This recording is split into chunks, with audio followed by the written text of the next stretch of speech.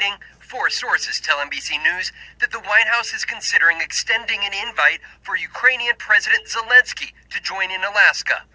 Though Putin just last week said Ukraine was far from meeting its preconditions for face-to-face talks.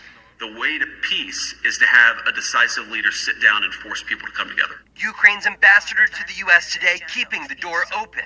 If needed, President Zelensky, of course, will be present at the meetings. We have been very open about it, but let's see how this will go. This after leaders of several European nations promised they're committed to the principle that international borders must not be changed by force.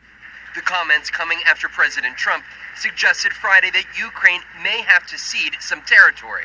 There'll be some swapping of territories to the betterment of both. This weekend, top Ukrainian officials met in England with Vice President J.D. Vance. We're going to try to find some negotiated settlement. And tomorrow, the White House's special envoy Keith Kellogg heads to Ukraine to continue those discussions. Today, NATO Secretary General Mark Rutte saying any territory concessions by the Ukrainians must not be legally recognized as part of Russia under international law. It will be about territory. It will be, of course, about security guarantees, but also about the absolute need to acknowledge that Ukraine decides on its own future. Republican Senator Lindsey Graham also insisting there be security guarantees for Ukraine in the case of any future Russia invasions. You need to tell Putin what happens if he does it a third time.